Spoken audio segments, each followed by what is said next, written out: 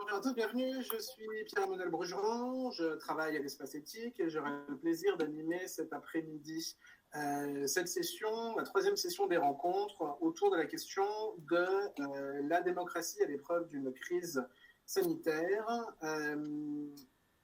L'idée de cette rencontre, c'est d'essayer de voir en quoi les différents aspects qui sont propres à la démocratie ont pu être un peu traversés par des tensions lors de la crise sanitaire et de la pandémie. Et parmi ces aspects spécifiques à la démocratie, mais pas exclusivement, il y a la question du rapport au pluralisme, à l'incertitude, à la pluralité des opinions. Ça, on pourra le voir avec l'intervention de Vincent Israël Jost dans le domaine, par exemple, des sciences, mais sur le rapport à l'incertitude. Il y a également la question de la concertation des acteurs, du débat et de la prise en compte des opinions diverses dans la prise de décision et la gouvernance.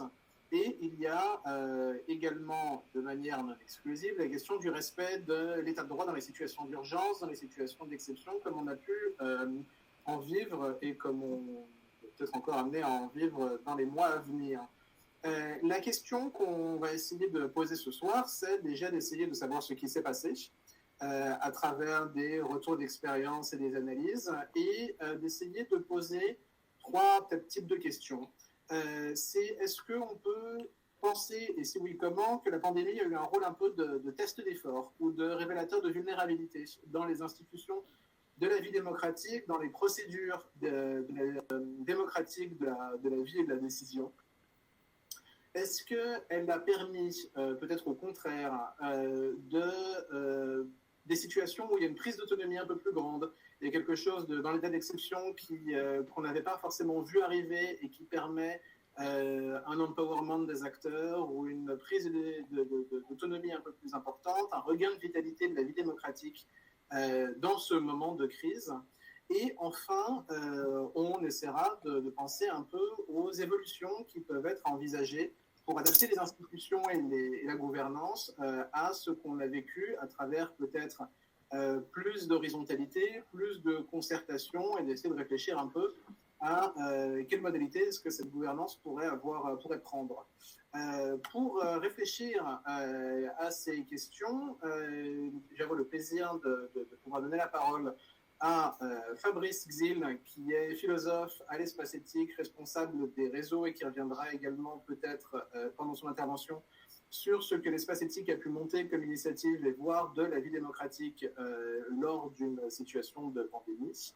Madame Annie Caron d'Église, qui est magistrate, avocate générale à la Cour de cassation. Messieurs Yoann Janselme et Madame Tiffaine Lacaze. Alors, il n'y a que Monsieur Janselme qui prendra la parole pour des raisons d'organisation, mais les deux sont au SAMU social.